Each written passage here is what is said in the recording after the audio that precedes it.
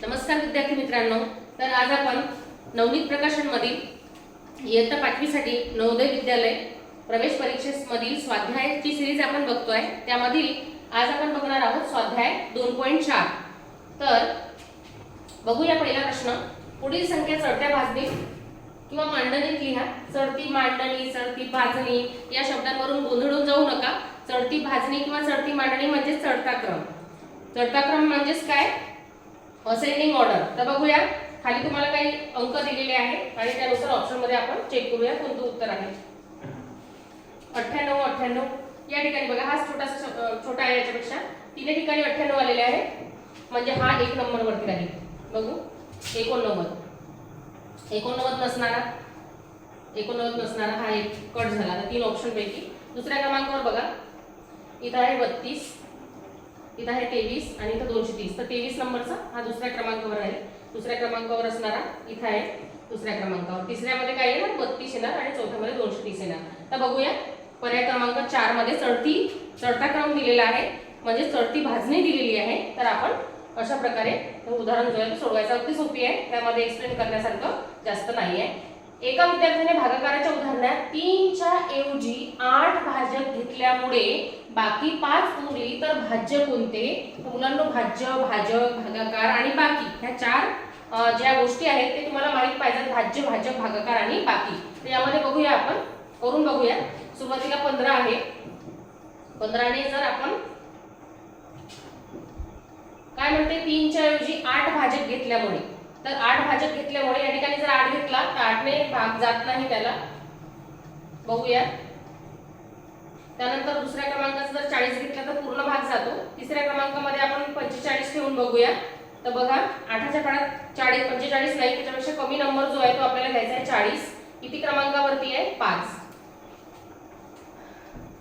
आणि बाकी किती उरते? 5. बघूया, 8 पंच 40 आणि बाकी सुद्धा 5 उरलेली आहे, म्हणजे पर्याय क्रमांक आपला 3 आहे. तर आपण पुन्हा एकदा प्रश्न वाचूया. एका विद्यार्थ्याने भागाकाराच्या उदाहरणामध्ये 3च्या ऐवजी, या ठिकाणी 3च्या ऐवजी त्याने 8 घेतलेले आहेत, त्यामुळे बाकी किती उरली मुलांनो? 5 उरलेली आहे. म्हणजे अटीनुसार आपलं ऑप्शन क्रमांक 3, पर्याय क्रमांक 3 जो आहे तो 45 उत्तर आलेलं आहे. तुम्हाला समजलं असेल. पुढच्या उदाहरणाकडे जाऊया. पुढील पैकी कोणत्या संख्येस 8 ने पूर्ण भाग जाईल? किती सोपी आहे. 8 ने पूर्ण भाग जाईल. ज्यांना कसोट्या पाठ आहे त्यांना ठीकच आहे. ज्यांना कसोट्या पाठ नाही त्यांनी भागाकार करून बघायचा आहे. कसोट्या वाचून घ्या एकदा. तर बघूया, सर्वप्रथम आपण 13, 24 पहिल्या क्रमांकाचं जे आहे ते सोडून बघू. 8 1 8, 5 उरले 2, 8 पंच 40, 8 सक 48, 8 सक 48. त्यानंतर या ठिकाणी 12 2, इथे 4 उरले, परत इथे 4 घेतले, तर 8 सक 48 जास्त होतात. 8 पंच 40, तर इथे 5 घेतले 40. आता पॉईंट घेतो, पूर्ण भाग दिलेला नाही, म्हणजे आपलं पर्याय क्रमांक 1 जे उत्तर आहे ते चुकलेलं आहे. आता आपण दुसरं घेऊया. 14 32 भागेला 8. पूर्ण भाग गेला पाहिजे, खाली 0 आला पाहिजे. कोणत्याही प्रकारचा पॉईंट देण्याची गरज नाही. 8 1 8, किती उरले मुलांनो? 6. तर इथं 3 घेतले. 8 साठी 56, 8 8 64 जास्त होतात म्हणून 8 साठी 56. इथे घेतले 56. किती आले खाली? 13 तून 6 गेले 7 आणि इकडे 0. इथं 2. 8 साठी 56, 8 8 64, 8 9 72. तर मुलांना पूर्ण भाग गेलेला आहे, खाली 0 आलं, म्हणजे ऑप्शन क्रमांक 2 आपलं उत्तर आहे. कोणत्या संख्या घेऊन आपण पूर्ण भाग दिलेला आहे? तर 1432 हे उत्तर आहे पर्याय क्रमांक 2 मध्ये. असा छोटे छोटे भागाकार आहेत, अगदी सोपी असतात. ते तुम्ही जर सोडून बघितले तर नक्कीच तुम्हाला त्याचा सराव होईल. तर बघा, पुढील कोणती संख्या, आता तुम्हाला पदावली दिली आहे. मुलांना पदावली सोडवताना एक गोष्ट लक्षात ठेवा, एक सूत्र लक्षात ठेवा. कंचे, भा, गु, बे आणि व. इंग्लिश मध्ये बोडमास म्हणतात, BODMAS. BODMAS bracket of division, multiplication, addition आणि सबट्रॅक्शन. मराठीमध्ये कंस, चेक, भागाकार, गुणाकार, बेरीज आणि वजाबाकी. तर बघूया आपण या ठिकाणी कोणत्याही प्रकारचा आपल्याला उदाहरण लिहून घेऊया सर्वात अगोदर आणि त्यानुसार आपण सोडवूया. 13 गुणेला 5 अधिक 27 भागेला 9 वजा 2 हा एक कंस दिलेला आहे, म्हणजे आपल्याला कंस सोडून घ्यायचा आहे. नंतर उत्तर आल्यावर त्याला 11 ने भाग द्यायचा आहे. आता कंस आहे, चेक या ठिकाणी आलेला नाही. नाही. आपण भागाकार आहे का आलेला, हो या दोघांचा भागाकार आहे. गुणाकार आलेला आहे, हो या दोघांचा गुणाकार आहे. सोडून घेऊया. 13 पंचे 65 प्लस इथं 9च्या पाड्यात 27 किती नंबरवर येतात, 3 नंबरवर, म्हणून इथे 3 आले, -2 डिवाइड बाय 11. तर आता बघा 65, आता बेरीज, गुणाकार झाला भागाकार झाला, आता बेरीज करायची आहे. 65 आणि 3 68 होतात. 68 वजा 2. आता वजाबाकी करायची आहे मुलांनो. आता वजाबाकी करा, स्टेप बाय स्टेप करा, म्हणजे उदाहरण चुकणार नाही. 68 मधून 2 गेले, इथे 66 राहिले. 66 आता ही ब्रॅकेटच्या बाहेर आली संख्या. आता 11 ने 66 ला भागायचं आहे. 11च्या पाड्यात 66 येतात 6 नंबरवरती, म्हणून आपलं उत्तर आलं 6. पर्याय क्रमांक 3. 6 कुठे आहे मुलांनो, 3. तर तुम्हाला नक्की समजलं असेल. पदावली सोडवताना क्रमवार सोडवावी लागते कंचे भागू बेव नुसार. त्यानंतर पुन्हा आपल्याला एक पदावली दिलेली आहे, ती आपण सोडवूया. अगदी सोपी आहे बघा. 89 गुणेला 15 अधिक 11 गुणेला 15 वजा 500. तर कंचे भागू बेवनुसार आपल्याला सर्वात अगोदर इथं कंस आहे का, नाही, चेक नाही आहे. भागाकार आहे का, नाही. गुणाकार आहे का, हो या दोघांचा आणि या दोघांचा गुणाकार आहे. आपण गुणाकार सोडून घेऊया. 89 गुणेला 15, 15 नवे 35 दासे, 13 आले हातचाला, 15 8 20, 120 आणि 13 133. बघा तुम्ही एका संख्येने गुणलं, जर 15चा पाडा येत नसेल तर पण पाडे पाहणं आवश्यक आहे. नवोदय आणि स्कॉलरशिपसाठी आपल्याला पाडे खूप महत्त्वाचे आहेत. त्यासाठी बघा 15 नवे 135, 35 5 आणि हातच्याला 13 आले, 15 8 120, 120 आणि 13 133. या दोघांचा गुणाकार संपलाय. आता आपण दुसऱ्याचा गुणाकार करू. 15 गुणेला 11, तर हे किती होतात, 11 5 55, हातच्याला 5, 11 1 11, 11 आणि 5 हे झाले 16.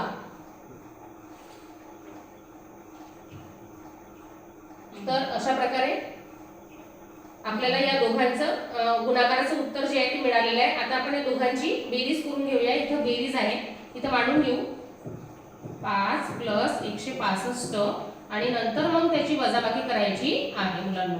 तर या दोघांची बेरीज करू. 5 आणि 5 10 0 हातचाला 1, इथं परत 10 हातचाला 1, परत 1 आणि 1 2, 2 आणि 3 5 आणि 1 1500 वजा आणि या ठिकाणी 500. 1500 मधून 500 गेले तर उत्तर आलं 1000. तर मुलांना तुम्हाला हे उदाहरण समजलंच असेल. तर आपण ऑप्शन क्रमांक 3 मध्ये आपल्याला 1000 हे उत्तर दिलेलं आहे, म्हणून ऑप्शन क्रमांक 3 हे अगदी बरोबर आहे. पर्याय क्रमांक 3 ला तुम्ही टिक करा आणि गोल सुद्धा करून घ्या. पुढच्या प्रश्नाकडे जाऊया. प्रश्न क्रमांक 6 मध्ये आपल्याला भागाकार दिलेला आहे. एका ब्रॅकेट मध्ये काय दिले आहे मुलांनो, भागाकार दिलेला आहे आणि आपल्याला भागाकार सोडवायचा आहे. त्यासाठी आपल्याला 13चा पाडा येणे आवश्यक आहे. मांडूया इथं भागाकार. 1,30,429 भागेला 13. सोडवूया. 13 1 13, 0 0. आता 1 0 खाली घेतला मुलांनो, इथे चूक करू नका. 0 हा 13 ने 0 ला भाग जात नाही, म्हणून इथं 0 दिला, परत 0 वजा 0. आता 4 घेतला आहे, तर 13 ने 13च्या पाड्यात 4 पण नाही आहे, म्हणून परत 0 द्या. इथं 0 मायनस आणि परत 4 मधून 0 गेले, 4 राहिले. आता 2 घ्या. आता 42 आहेत का, 13 1 13, 3 2 26, 33 39. 3 नंबर वरती 39 आहे, म्हणून या ठिकाणी आपण 39 घेतले आहे. किती राहिले, 3 आणि 9 परत घेतला खाली. 13 1 13, 3 2 26, 33 39. तर अशा प्रकारे पूर्ण भाग दिलेला आहे मुलांनो 13 ने आणि उत्तर किती आलं, 10,033. कुठे आहे, ऑप्शन क्रमांक 1 मध्ये. तर अशा प्रकारे 10,033 जे आहे ते ऑप्शन क्रमांक 1 मध्ये आहे. आपला पर्याय क्रमांक 1 अगदी बरोबर आहे. असं भागाकार तुम्ही तुमच्या नोटबुक मध्ये सोडवायचा आहे. आता बघूया मोटारीच्या एका पार्किंग मध्ये. 7वा प्रश्न चालू आहे मुलांनो, तुम्ही तुमच्या नोटबुक मध्ये व्यवस्थितरित्या नोट डाऊन करा. मोटारीच्या एका पार्किंग मध्ये 14 रांगा आहेत. प्रत्येक रांगेत गाड्या उभ्या करण्यासाठी 420 जागा आहेत. तर पार्किंग मध्ये गाड्या उभ्या करण्यासाठी एकूण किती जागा आहेत. तुम्हाला एका पार्किंग मधले म्हणजे एका पेनची किंमत दिलेली आहे, अनेक पेनची किंमत काढायची आहे, किंवा एका वस्तूची किंमत दिली आहे, अनेक वस्तूची किंमत काढायची आहे, तर त्यावेळेस आपण गुणाकार करत असतो.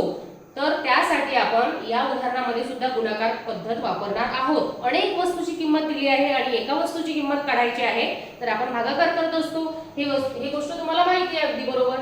तर तुम्हाला मोटरीच्या एका पार्किंग मध्ये 14 रांगा आहेत, तर एका पार्किंग मधल्या 14 रांगा माहिती आहे आणि पूर्ण जागा किती आहेत तर 420 आहे. म्हणून आपण काय करूया, 420 ने 14 ला गुणूया, कारण आपल्याला एकूण जागा काढायची आहे. एका पार्किंग मधल्या रांगांची आपल्याला संख्या दिलेली आहे. 14 चा पाढा म्हणूया. 14 0 0, 14 2 28 8, हातचाला 2 आणि 14 2 28, 14 3 42 आणि 14 चूक 56, 56 आणि 57 आणि 58, हातचेला होता 2, तर 58 झालेले आहेत. उत्तर अगदी बरोबर निघालेले आहे आणि ऑप्शन क्रमांक 2 आहे. तुम्हाला समजलं असेल. तर अशा प्रकारे तुम्हाला एक वस्तू दिलेली आहे आणि अनेकांची किंमत काढायची असते, तर गुणाकार करायचा असतो. पुढचं उदाहरण बघूया. एका शाळेत 704 डेस्क आहेत, 22 वर्गामध्ये ठेवायचे आहेत. मुलांनो, आताच मी सांगितलं, जर तुम्हाला अनेकाची किंमत दिली आहे आणि एकाची किंमत काढायची आहे, जर प्रत्येक वर्गात ठेवायच्या डेस्कची संख्या सारखीच असेल तर प्रत्येक वर्गात डेस्क किती ठेवले जातील किंवा किती ठेवले असतील, तर त्यासाठी आपल्याला अनेकांची किंमत दिलेली आहे, अनेक पेनची किंमत दिलेली आहे, अनेक वस्तूची किंमत दिली आहे आणि एकाची किंमत काढायची आहे, तर आपल्याला भागाकार करावा लागतो. आपण मागील उदाहरणात केलेला आहे गुणाकार, कारण आपल्याला अनेकांची किंमत काढायला सांगितली होती. इथं करूया आपण भागाकार. 22 आणि इकडे 704. एका वर्गात किती डेस्क मावणार आहेत ते बघण्यासाठी आता बघा 22 च्या पाड्यात 7 तर नाही, 70 घेऊया. 22 दुने 44, 22 त्रिक 66, उरले 4, इकडे 0, परत घेतला 4. आहे का 22 च्या पाड्यामध्ये? 22 1 22, 22 दुने 44. अगदी छोटासा आणि सोपा भागाकार आहे. 44, इथे आले 0, पूर्ण भाग गेला. मुलांना उत्तर आलं 32. पर्याय क्रमांक 1 मध्ये 32 आहे, म्हणून ऑप्शन क्रमांक 1 ला टिक करा आणि गोल सुद्धा घुटून घ्या. पुढचा प्रश्न